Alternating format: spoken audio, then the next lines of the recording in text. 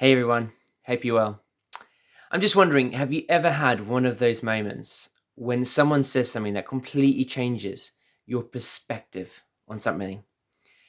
I had it about 12 years ago. I was sitting in a pub down at Exford in Somerset, and I was a bit naive. I was 22 at the time, and I was sharing how I had someone on one of my teams who offended me and betrayed me. And I remember saying to the people around me that I could forgive them, but I'd never ever trust them again and never ever let them on my team. I said, once you've messed with me once, that's it, your chance is gone. And my godmother, who was sitting next to me at the time, turned around and she said these words to me, or words to this effect. She said, Jim, that's not good. That's not a Christian attitude. You need to pray about it because that's holding a grudge. I was a bit taken aback when she said it, if I'm honest with you, but I moved the subject on very quickly. And those words, though, really sunk into my heart, and I really thought about them a lot. You see, no one likes being betrayed. No one likes being hurt. No one likes it when somebody lets us down. And often when someone does it to us, we can want to take revenge, we can want to hurt them back, or we could just want to cut them out of our lives completely and just move on without them. And that's one thing I've noticed in my own life, especially in the past, and as a pastor, it's something that happens so regularly. We all get betrayed. If you're listening today and you've never been betrayed, just wait. It'll happen to you sooner or later, because it's what seems to happen to all of us as humans. And today is Palm Sunday. It's the start of Holy Week. And if you read John's Gospel in chapter 12, you see the story of Jesus walking into Jerusalem. The crowds are cheering him on. The crowds are celebrating him. They're throwing their coats in front of him, and they're just celebrating him. They're almost like saying, Jesus, we're following you. We're with you no matter what happens. But everything changed. It started off that week when one of his best mates basically shafted him and sold him off to be killed. Then one of his other mates says, I'm going to stick with you, Jesus, no matter what happens.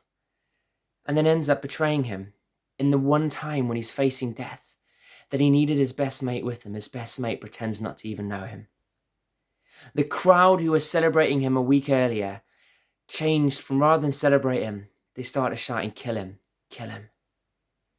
And Jesus has suffered the ultimate betrayal of people who sort of hang around with him a little bit, to his closest friends betraying him.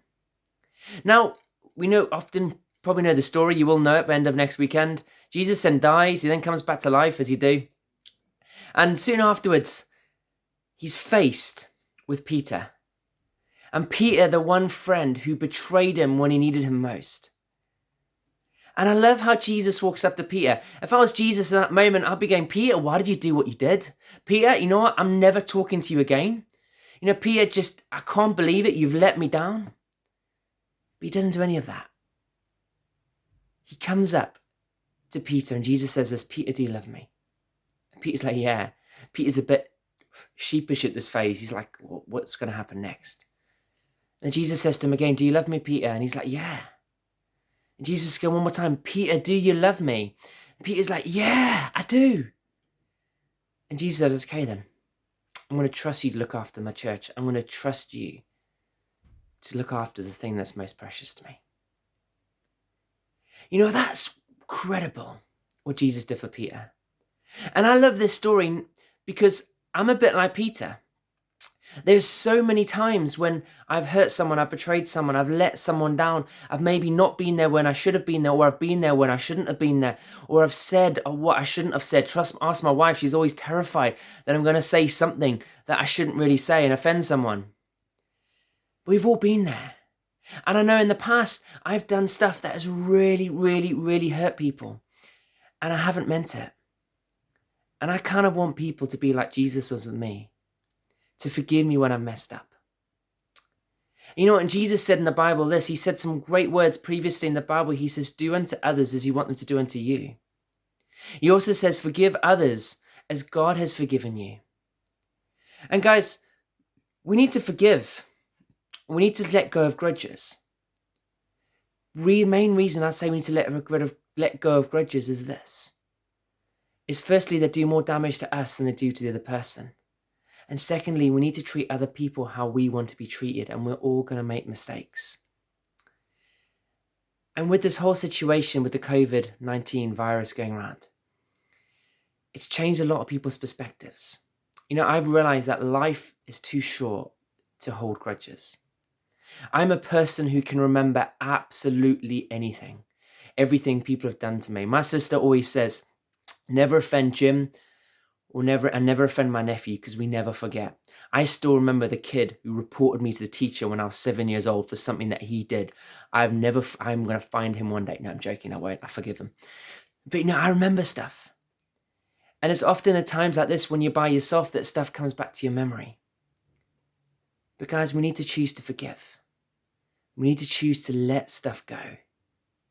We need to choose to be the difference that we want to see. And I want to encourage you, over this next week, read the story of Jesus' betrayal. Read from John chapter 12 to the end of the book of John. Read it. You've got plenty of time this week to do it. And see how Jesus reacted, and say to yourself, how do I react to these situations? And my prayer for you is this, is in the same way I was challenged by those words that were spoken to me, that you won't hold a grudge. Instead, you'll take it to Jesus and ask him to help you, because I did it. And I tell you what, guys, I forgave people who I never thought it was possible to forgive. So if you're struggling with that today, can I encourage you, pray.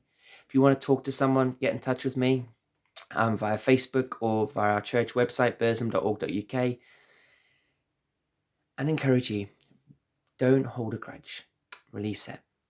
And also want to just encourage you, if you're free to join us tonight for our Zoom online Sunday gathering. It's been an amazing time of connecting together as a church. If you're free, 5:30, if you want the link, send me a message and I'll get one straight to you.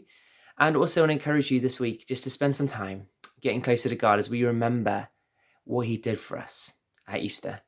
Have a brilliant week.